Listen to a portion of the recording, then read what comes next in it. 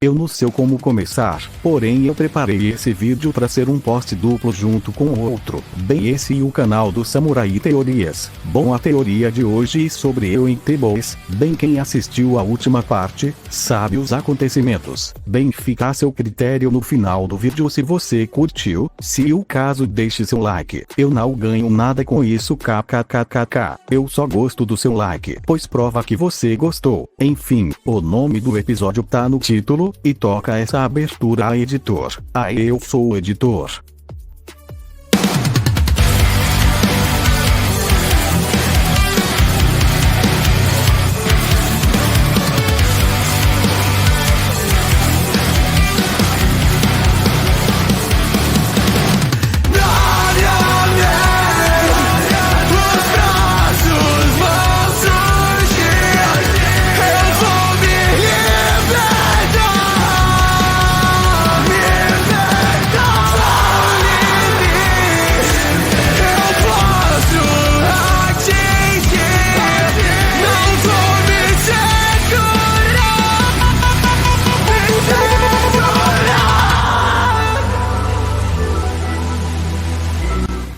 Bom dia! Cidade de Nova York, hoje às 9 horas da manhã, onde mais um dia belíssimo começa, hoje no Globo Diário. Uma reportagem passava enquanto a câmera vaga entre as ruas da enorme cidade, as calçadas cheias de pessoas, continuando suas vidas normalmente até que um caminhão desgovernado aparece. O caminhoneiro agitado tenta pisar no freio, mas o mesmo não funcionava por nada. Ele entra ou acaba desviando da multidão que estava à sua frente e vira na outra rua. A multidão olha apavorada ao trajeto que o caminhão fazia. No topo de um prédio, alguém olhava tudo aquilo com um olhar sério. E sério, isso parece que alguém comprou a carteira. Eu me alongo e pulo do prédio e começo a voar em direção do caminhão. Eu perseguia o caminhão de perto para diminuir sua velocidade sem machucar o motorista, pois nesse mundo era de bois, um mundo próximo à realidade. E não sou um louco por fama igual aqueles psicopatas, e também não me acho um herói, sou só um cara que tá tentando fazer a coisa certa sem fazer a coisa errada. Eu saio dos meus pensamentos e vou até a janela do caminhão. Eu bato na janela. Ei cara, dá pra desacelerar? Não consigo, os freios não funcionam. Eu arranco a porta do carro e tiro o motorista, mas o caminhão fica mais descontrolado. Ele vira com tudo na direção de um restaurante, mas eu dou um só no caminhão, redirecionando a rota do caminhão. Eu coloco o motorista na calçada, e antes que o caminhão atropelasse uma menininha, eu apareço e o paro, pondo os braços na frente. Eu dou um leve grito devido à dor. O caminhão para completamente, eu dou um suspiro, e retiro meus braços de dentro da lataria do caminhão. Todos os espectadores começam a aplaudir o meu ato de dou um sorriso que eu nunca consigo conter. A felicidade de ter feito algo incrível, ou por ver a verdadeira gratidão de alguém. O motorista vem e me agradece por ter salvo a sua vida e da garota. A mãe dela chega e a abraça chorando, e me agradece por salvar sua filha. Não é de que eu levanto o voo e saio de lá. Meus braços estavam doendo bastante e eu tinha quebrado o meu punho. Eu volto pra casa e me arrumo e vou até um certo lugar. Eu entro em uma loja e falo ding dong, veja só quem é o maior desconhecido de Nova York. Eu não te conheço, o garoto mijau. Eu e o Rui começamos a rir. Eu pergunto, e aí como vai o lance com a Robin? Ele me olha e fala, tá indo super bem cara, cê não vai acreditar. Eu falo, ok, a vinha quem não é mais virgem? Eu olho pra ele e começo a rir. Aí sim, esse é o cara, enfim, passei aqui só pra te ver, tenho que ir senão eu perco aula. Boa cara, valeu. Tchau.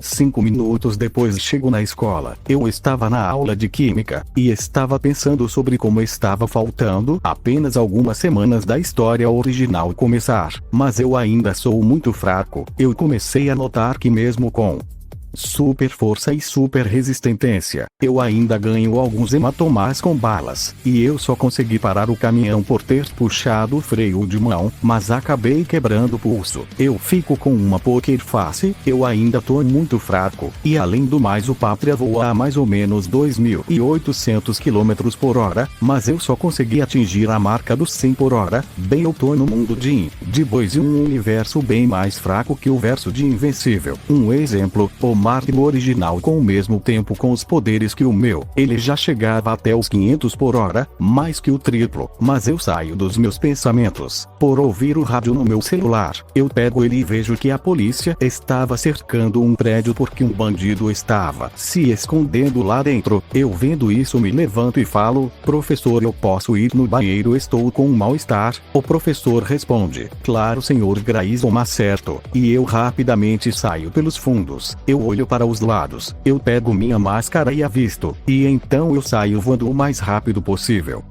No local onde estava a polícia: chefe, devemos invadir. Não vamos fazer nada ainda. Devemos chamar reforços. Sim, vamos encurralado no prédio, pois não temos a informação de sua posição. E também não sabemos se ele está sozinho ou não, pois os feitos que estavam no local do roubo não pode ter sido feito por apenas uma pessoa. Vamos aguardar um pouco. Esse policiais malditos, eu não ligo, não vou ser pego nem a palra. Ele recarrega sua arma. O local onde você está não tem saída. Saia e se entregue imensamente, ou teremos que tirá-lo daí. Eu te levo comigo, nojento. E pelo visto tem alguém fazendo birra. O bandido olha assustado para mim e abre fogo. Eu desvio de algumas balas, mas muitas nem acertam. Os policiais se perguntam o que estava acontecendo. Então o pente descarrega. O bandido fala droga e pega um frasco e sai correndo. Eu falo: mas você não vai escapar. Eu pego pela gola, mas o bandido bebeu o conteúdo do ele e começa a espumar pela boca, e veias começam a pulsar. Eu falo: mas que merda. Ele abre um sorriso e fala: seu merdinha, agora vou te matar. Eu olho para suas mãos e estavam em chamas. Ele se solta. Eu desvio de uma bola de fogo. Eu penso: mas que porra é essa? O bandido continua a tentar me acertar com as bolas de fogo, enquanto delirava e ria como um maníaco. Ele me acerta com uma bola de fogo no meu peito, me jogando na parede. Sou acertado mais algumas vezes, mas eu digo: já chega. Eu vou rapidamente até o bandido e seguro suas mãos e as boto pra cima, o imobilizando. Ele continua a rir como louco. Eu dou uma cabeça nela para ele parar com aquilo, mas ele mesmo com a cabeça sangrando não para de rir. E então ele para e de repente uma explosão. Eu sou jogado para fora do prédio, atravessando uma parede e parando em um carro. Eu falo: ai porra, acho que quebrei algumas costelas. Eu olho de volta para, porém agora com o corpo em volta de chamas. Ele com um sorriso psicótico diz: você é tão insolente, tentar me vencer sendo que agora sou um ser superior. Eu então retruco dizendo: e meu nome é Ari e eu não tô nem aí. Então ele fala: desgraçado, vai se arrepender. Ele vem correndo em minha direção, eu vou voando em sua direção e nos chocamos, mas o mesmo usa uma bola de fogo para soltá-lo, mas eu não o solto e o dou uma joelhada onde ele cuspe sangue. Então ele usa novamente uma explosão para me afastar, e então ele cresce e corre em agarra e continua a correr. Ele me afastava entre as ruas, e então ele se choca com outro prédio. Eu me cansei disso e me solto e dou um soco com força nele. Ele defende, mas eu volto para suas costas e o pego e dou um suplex nele. Ele fica atordoado e eu continuo com uma sequência de socos e chutes, e ele me dá um chute e me lança no para cima, mas aproveita para me enxurar na sua direção e me esquivo das bolas de fogo, mas algumas acertam uma casa atrás de nossa luta. Eu dou um soco martelo com as mãos. Ele cai no chão atordoado, porém eu me viro e vejo uma casa em chamas. Eu vou até lá. Eu entro dentro dela e pego o pai da família e duro ele debaixo de uns escombros e coloco ele do lado de fora e volto para dentro e salvo a mãe e o filho mais velho e sua irmã. Eu exausto percebi que o bandido estava fugindo. Eu iria atrás dele, mas a mãe da família fala: a nossa bebê ainda está lá dentro. Eu então tinha que tomar uma decisão: salvar a pequena ou detergente aquele bandido. Eu fico desesperado, porém eu saio voando com velocidade para dentro da casa novamente em meio das chamas que queimavam meu uniforme, quase mostrando minha identidade. Porém eu retirava alguns escombros de telhado de frente de uma porta e vejo uma pequena bebezinha que estava chorando. Eu a pego no colo e tento a deixar segura e saio da casa antes agradece sua mãe. Ela me agradece por salvar sua vida e de seus filhos e marido. Eu falo não há de que o filho mais velho me olha com brilho nos olhos. Eu dou um tchau para todos e saio voando. Com a família um olhar de gratidão, eu vou procurando aquele bandido. Mas eu percebo que havia o perdido e dou um grunhido. Eu olho minha situação e vejo que minha calça estava rasgada com prates queimada. Se minha perna direita estava completando destruída. E percebi que havia um grande buraco no meu moletom, parte do meu peito praticamente, mostrando meu peitoral até minhas costelas, enquanto na parte de uma dos antebraços estava completamente destruída. E falo, cara, eu tô bem acabado. Aí, eu noto que estava com partes em roxo e marcas de queimaduras, e quebrei algumas costelas. Mas no fim não podia ter feito mais nada, pois isso era de se esperar. Eu não iria sair ileso todas as vezes. Eu pelo menos fico feliz, lembrando das pessoas que salvei. Eu então volto para minha escola. Eu pego minha mochila no beco e me troco e boto uma máscara para esconder os hematomas. Eu tento entrar de fininho, mas a professora fala, Mark Grayson, se não me engano, te dei apenas 10 minutos. Sim, então por que está 20 minutos atrasado?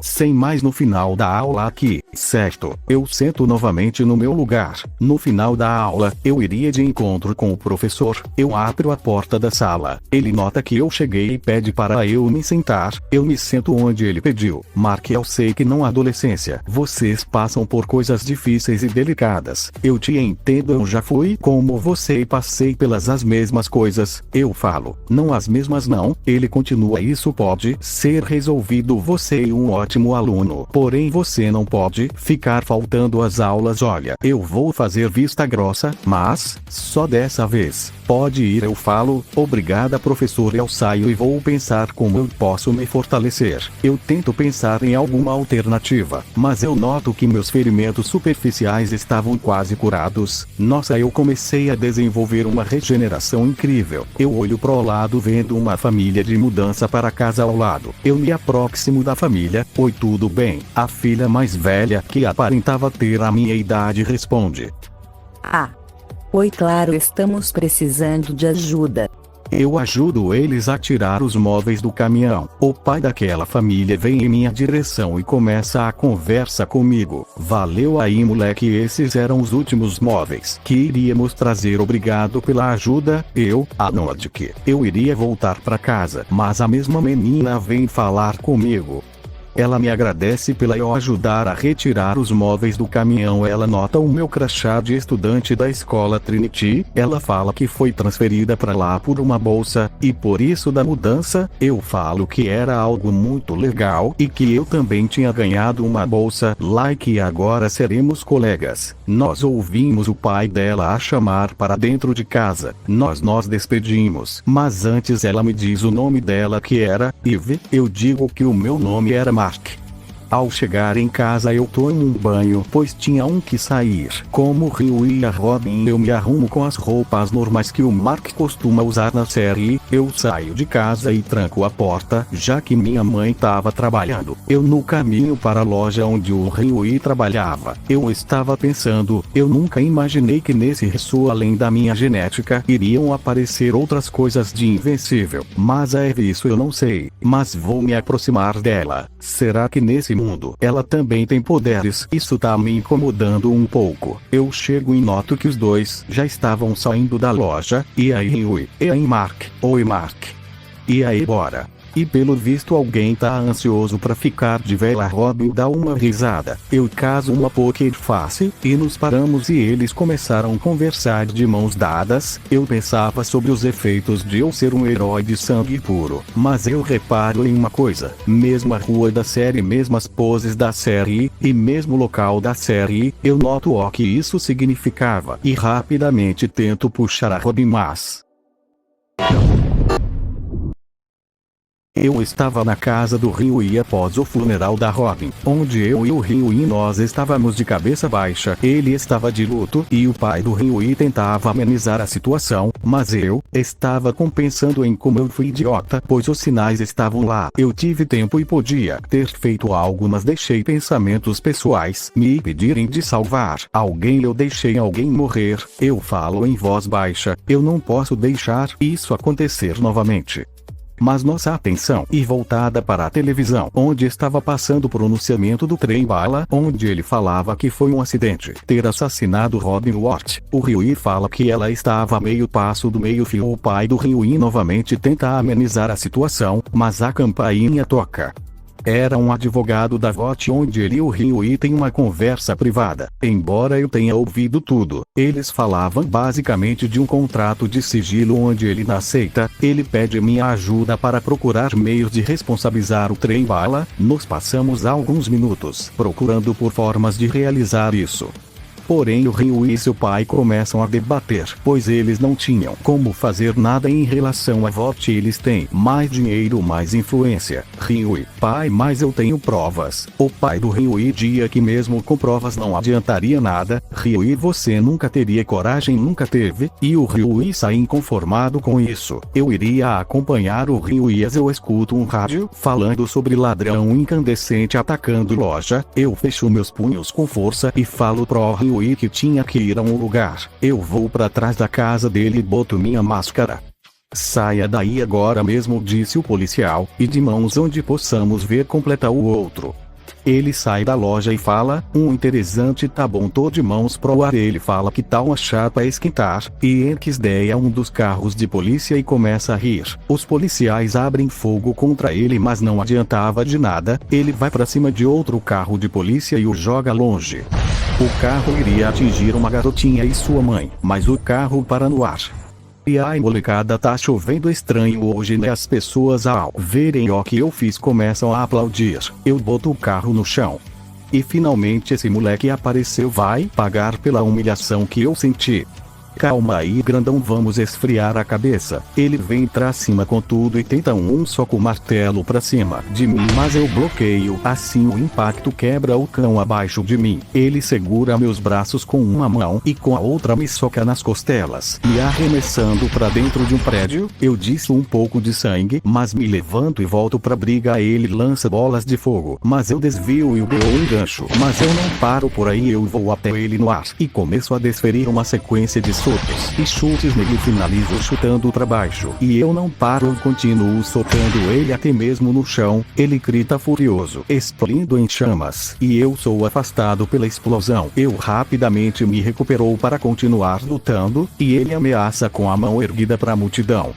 Se aproxime, eu incinero a todos eles. Eu passo uma expressão de raiva, mas paro de voar e vou caminhando até um hidrante e corto a parte superior dele. O vilão olha confuso, e eu redireciono a água para o mesmo, assim apagando as chamas em volta do seu corpo. Ele fica puto e grita: filho da puta, eu vou te matar. Rapidamente eu o nocauteio. Eu falo aos policiais ali presentes: vocês podem levá-lo agora, mas eu saio voando embora dali. Mas noto uma coisa: meu traje tava muito danificado agora. Ele era bem fodido. Eu estava com uma parte do meu rosto quase inteira aparecendo, mostrando meu olho direito, bochecha e queixo. E a minha jaqueta tava muito queimada, tipo, meu peitoral tava quase inteiramente descoberto. E uma perna da calça litoral do joelho pra baixo sem nada.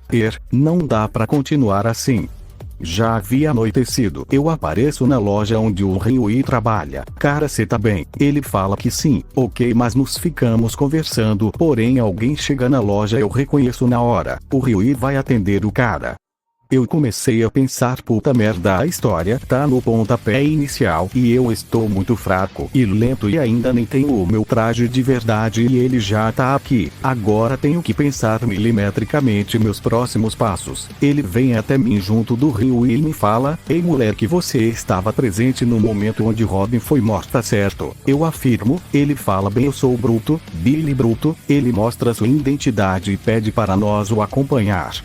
No caminho, Ryui fala que o ele não tinha cara de FBI, mas ele rebate dizendo que nem tudo é o que parece. E então eu pergunto: mas em que nos podemos fazer por você? Ele me responde: mas sobre o que eu posso fazer por vocês? Esse caso da Robin não é o único, e que os super sempre matam dezenas de pessoas por ano. O Ryui fala que isso não era possível, que se isso fosse verdade iria ocorrer vários relatos na mídia e em jornais, mas o Bruto revela que isso quase sempre era acobertando e que raramente divulgações de isso acontecem, como foi o caso da Robin. E sempre tem alguém varrendo a sujeira para debaixo do tapete. O Ryui pergunta quem faria isso. Ele olha em volta, não tá na cara. Nos olhamos em volta. Esses caras estão em todo lugar, filmes, merchandising, brinquedos, jogos, séries, enfim, uma empresa multibilionária, apoiados por políticos, mídias. Mas eles não divulgam nada porque o público não quer ouvir. Eles adoram a sensação de ter alguém voando por aqui. Fuder, esse cara vai chegar e salvar a pátria. Mas se soubessem a metade das merdas que fazem. Mas aí que eu entro. Ryui, entra pra que fazer rock?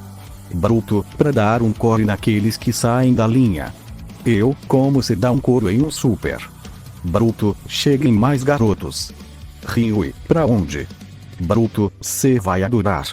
Ryui, eu acho e não, olha pra mim, tá tranquilo, tá de boa e valeu pelo papo de maluco, mas eu não tô a fim de ir pra outro lugar com você, então eu vou voltar pra loja. Eu, Ryui, cara, essa aí é a nossa chance. Você me pediu ajuda a expor de verdade o que fizeram com alguém que você amava. Olha, cara, se esse tal Bruto for embora, nunca mais vamos ter uma chance. Bruto, o outro moleque, chamado Mark, tem razão. Se eu for embora você perde a chance. Eu tô te oferecendo a oportunidade de pegar os caras que mataram a sua garota. Ó, que você tem a perder, que já não tenha perdido. E Ryui fica sem resposta. E o Bruto começa a ir embora e eu começo a segui-lo. Ryui fica indeciso, mas... Cena corta com nós três entrando em um beco onde o Bruto pede nosso silêncio e começa a conversar com o porteiro para liberar nossa passagem. Porém ele ameaçando e ele abre a porta para passarmos. Lá dentro ele nos explica que esse era um lugar reservado para supers se divertirem sem paparazzis. Nos vamos até uma sala de câmeras, onde víamos um vídeo do trem bala zombando de atropelado a Robin. Eu penso que filho da puta, ele ainda se orgulha e ri de ter matado alguém. E o Bruto pergunta o que o Ryui iria fazer agora. Nos sentamos e o Ryui pergunta se todos os supers eram assim, até o Capitão Pátria. O Bruto revela que basicamente, se você é um super já fez uma merda, mas o Capitão Pátria e diferente, não fuma, não bebe, esse cara e um santo. Eu penso, santo, que piada esse cara. E o pior, me enojo só de pensar que esse babaca se chama de super-herói. E o Bruto finaliza falando que o resto tem que se foder com todas as letras. Ele nos mostra uma papelada. Eu pergunto, ó, que tem aqui, Bruto? E basicamente os registros polícia no dia da morte da Robin. Aí tem tudo, chamadas, suspeitos, denúncias. Mas sabe o mais engraçado? Não tem nenhum alerta de banco perseguindo assaltantes de banco e uma ova. Mas aí ó, que ele tava fazendo que não podia parar e ó, que ele tava carregando naquela bolsa. Ryui, pra onde ele tava indo? Bruto, aí se descobrirmos isso e pegamos esse filho da puta, com certeza eu e o Ryui falamos, tá, mas nós que vamos te ajudar. Bruto, então como o Ryui ainda tem direito de exigir algo, iremos usar isso para infiltrá-lo para conversar com o trem bala e implantar uma escuta lá. Ryui, pera, você tá me pedindo pra invadir a torre dos 7 e grampeá-los como a porra do James Bond? Bruto, isso na mosca. Eu, mas você do FBI não poderia fazer isso sozinho, arranjar o mandado droga do presidente, ter o mandado o que for, mas aquele lugar impenetrável igual a calcinha de freira. Mas você, meu irmão, você consegue. Ryui, não, você não esteve coberto pelo sangue de quem você ama. Ver um filho da puta que se chama de herói sair impune enquanto eu via e revia aquela cena na minha mente. E você quer que eu entre naquele lugar e aperte a mão daquele cara e sorria? Bruto, isso aí. Eu, cara, mas isso é uma missão impossível de se realizar. Ryui, cara, você sabe de quem eu sou fã? Sou fã de vários artistas, cantores, até do Billy Joe, mas sabe ó, que todos eles têm de igual. Nenhum deles conseguiria se infiltrar lá desse jeito, entendeu? Eu não sou infiltrado. Bruto, porra, Ryui, cresce. Você viu os caras rindo da sua garota? Eu fico quieto, já que esse era o primeiro passo para a história começar e termos uma chance de derrubar a VOT, então não poderia atrapalhar o crescimento do Ryui. Ryui, eu não iria conseguir fazer nada direito, só iria atrapalhar o plano e eu não conseguiria grampear nada e iria morrer. Eu não sou como vocês, sai daquele lugar. Eu falo para o bruto que eu não dava para ser daquele jeito, mas que ainda toparia ajudar em outra ocasião. E saio, eu iria atrás do Ryui, mas eu escuto um grito com minha super audição. Porra, logo que meu traje tá todo estourado, eu olho pro lado onde tinha um pano e o amarro no rosto e vou até lá. Ei gatinha, não vá tão longe, só queremos nos divertir e satisfazer um pouco, diziam 3 homens, um com uma faca. Ela implora encostada em uma grade, onde não havia como escapar. Onde alguém fala da escuridão, vocês são apenas escória e nada mais. Os 3 se viram para ver, mas antes disso eu desmaio um dos homens com um soco no seu queixo, e os outros se assustam. E o homem fala: ei, para aí, eu tenho uma faca, filho da puta. Ele aponta a faca na minha direção, eu falo que faça, quebrando a faca dele em pedaços. Ele fica horrorizado, mas antes dele fazer algo eu o seguro pelo pescoço. Arrependa-se de ter nascido, seu verme, e eu lanço contra a parede. O outro tenta fugir, mas eu o nocauteio rapidamente. Eu me aproximo do primeiro cara e esmago um de seus testículos. Ele grita por tudo, mas eu o soco no rosto. E enfim vou até a mulher, que assistia tudo aquilo em choque. Eu me aproximo dela e ela se afasta com medo. Ele: ó, que você quer dinheiro? Eu juro que te pago, eu juro. Eu falo pra ela se acalmar, que eu não iria fazer nenhum mal a ela, só peço que denuncie esses trastes à polícia.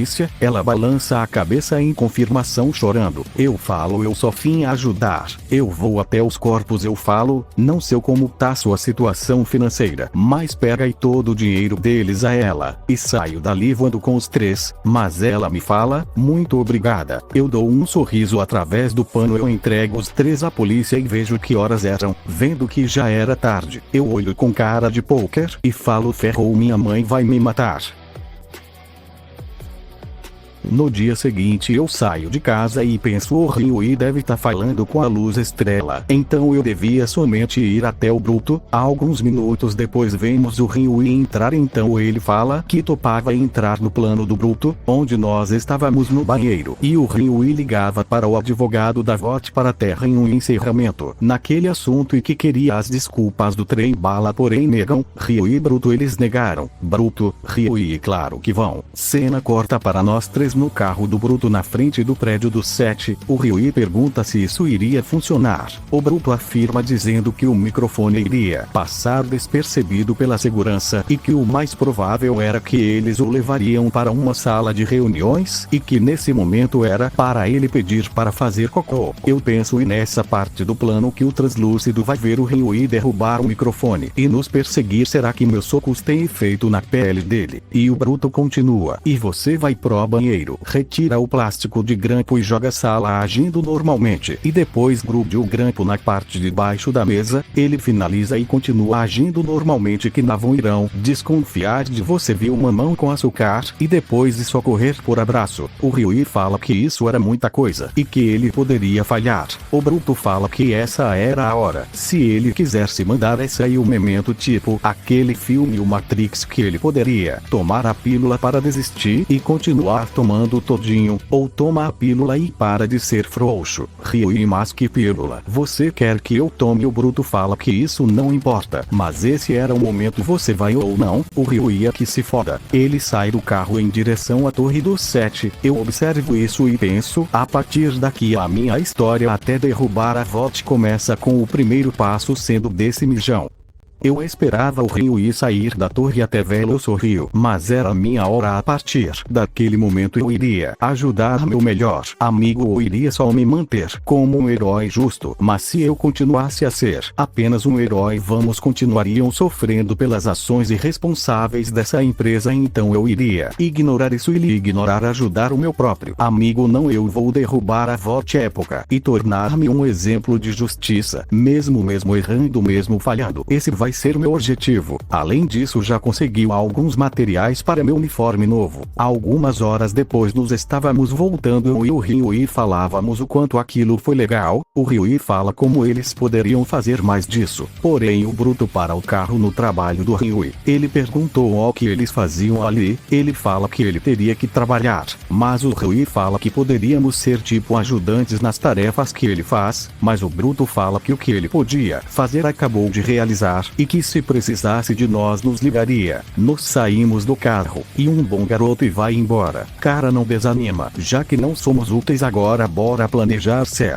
Ele me pergunta como eu pretendia fazer isso. Eu falo, bem, ele disse que o trem bala tava indo pra algum lugar, né? E se tivermos os registros de onde ele foi, ele fala que era uma boa ideia. Nos entramos e nós acessamos as câmeras das pessoas que compraram desta loja. O raio era de mapeamento, era bom, mas a última câmera com registro do trem bala acaba dentro de muitos quarteirões onde demoraria, e para filtramos a mera área da localização de onde ele ia. O Ryui fala que minha decisão foi muito inteligente e que caso o Bruto os contatasse novamente eles poderiam dar essas informações, mas o sino da loja toca. Ryui, nós estamos fechando, desculpe, volte amanhã. Mas nos olhamos e não tinha nada. Eu penso, porra, ele já tá aqui, será que eu revelo meus poderes agora? Isso iria ser arriscado em tantos níveis. O Ryui pergunta se tinha alguém ali, onde uma voz fala, tô na tua frente, babaca. Achou que eu pega a identidade do Ryui e levanta lendo ela em voz alta, e arremessa o Ryui pelo balcão e revela que o seguiu desde a torre e o arremessa na vitrine da loja. Ele perguntou quem era o cara do carro, e o Ryui fala que era só um Uber, mas ele fala se ele achava mesmo que ele era um otário e que ele era dos 7 defensores dos inocentes, seu filho da put. Ele não termina, pois eu o atingi com um taco na cabeça, não com minha força, para não abrir suspeitas. Ele cai em cima de uma prateleira, mas se levanta e me chuta pra parede. Ele pega uma televisão e iria arremessá-la no Ryui, mas o carro do Bruto entra com tudo, atropelando ele e o arremessando contra a parede, e ele sai do carro e manda nos dois fugirmos. Ele pega um pé de cabra e começou a lutar contra o translúcido, errando mesmo e recebendo um chute. O Ryui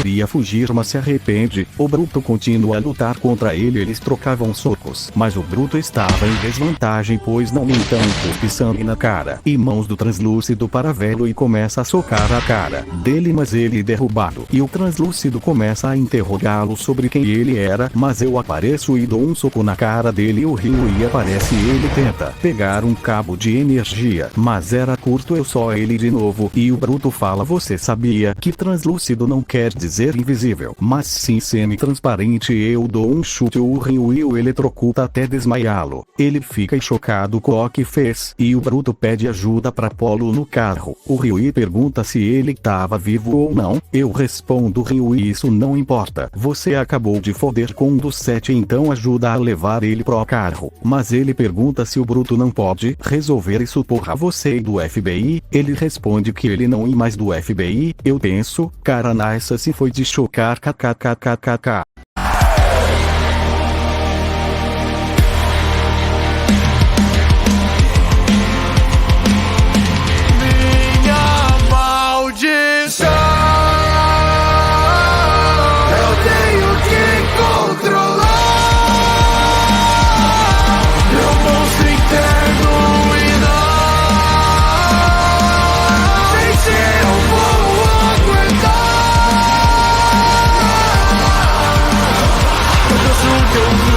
Sonho, derrotar meus demônios, darei calado. E esse é meu faro.